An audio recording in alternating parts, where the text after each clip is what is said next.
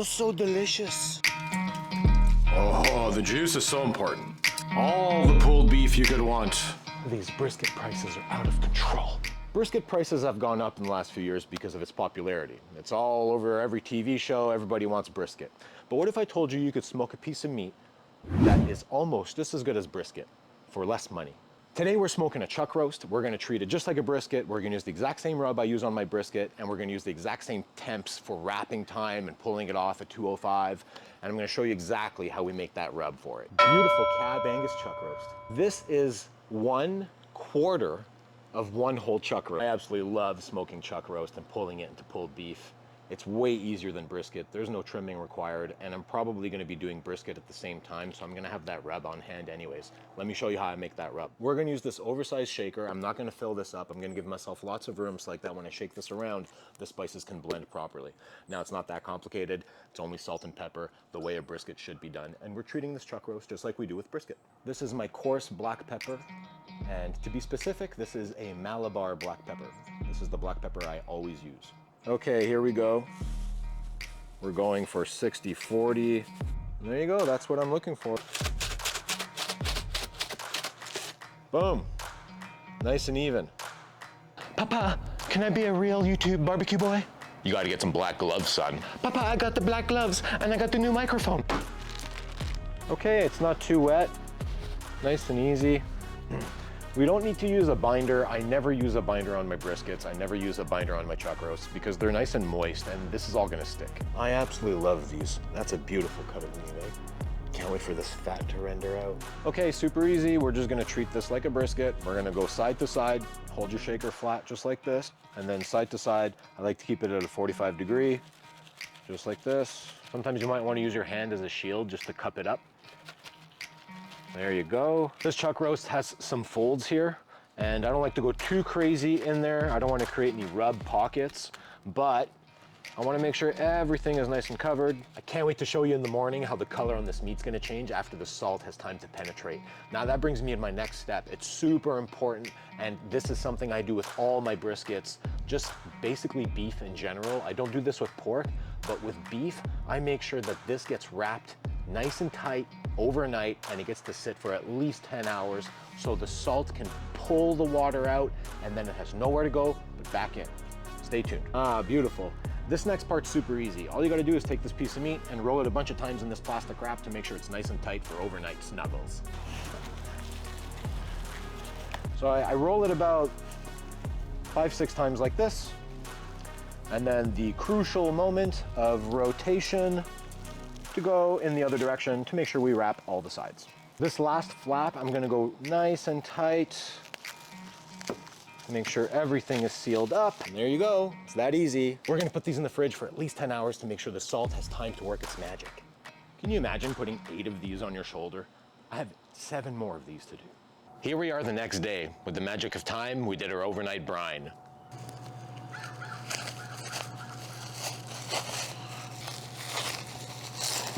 Look at the color change from overnight. Beautiful. So beautiful. Look at that. Yum. Now being beef, we're gonna try to keep these guys around 225.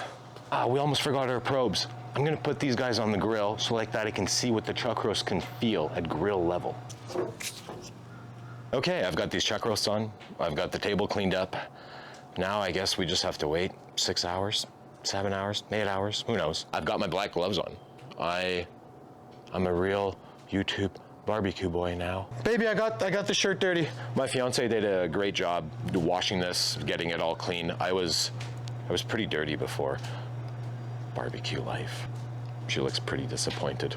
It's been about 8 or 10 hours. I've got 8 chuck roasts on there, 2 whole chuck roasts quartered into 4 each, so 8 pieces. They're all about 160, 165 internal, so it's time to wrap them. Ooh, look at this. But this is a good example of why you go with low temps. You're not risking anything if you go nice and low and slow. Okay, so I've got my butter underneath and I've got my gloves back on so I can handle the heat. What we're gonna do is we're gonna create a little bit of a boat, a little bit of a bath. I'm just gonna fold one edge over the other. So let's get our sides first, and let's fight the wind.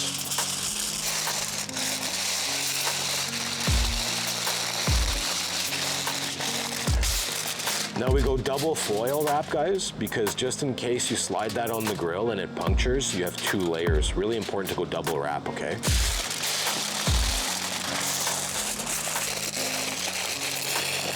Here it is, there's the chuck roast. It's all snuggled up in the foil with a little bit of butter. I can't wait to put it back on the grill, but it's gonna be a few more hours. It's pretty late, but the chuck roasts are done. I gotta keep my voice down because everyone is sleeping. We're at 1:56. We've been doing this for, I wanna say 16 hours? Feels longer than that. But we're about to pull all these chuck roasts off the grill. We're gonna let them rest for about 10, 12 hours, and then we're gonna pull them apart and make them into pulled beef. Let's get them off the grill.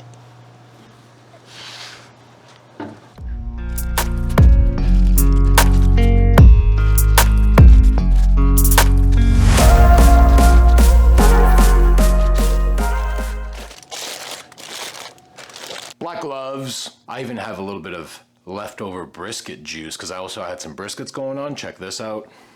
Oh yes, this is some goodness that dripped off the briskets. We're gonna mix that into the chuck roast. Oh guys, the smell that's coming off these, oh, they smell so good. Let's unwrap this and check it out. This is one of our 8 pieces, so we can pick any one of them here. Look at that. Look at this chuck roast. Just getting ready to be pulled. You guys ready for this? Oh.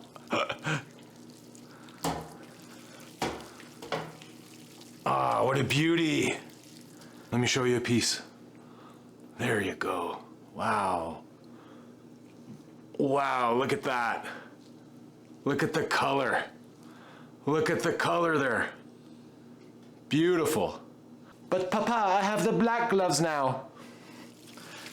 And yes, we have Papa's approval. We can use our black gloves to pull this meat apart. I actually like pulling this better than pork because I find that the fat renders out a little bit better and you can just get a nice even pull all the way across. Guys, this fat is just like butter. It just squishes out. And you just mix that right in. Right into our brisket juice. Oh, look how juicy this is. Look at this juicy meat.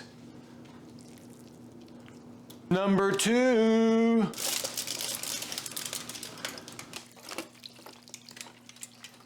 Oh, the juice is so important. And finally, we have our 7th and 8th piece. This in total makes up 2 whole chuck roasts, or in other words, before it was cooked, it weighed roughly 20 kilograms.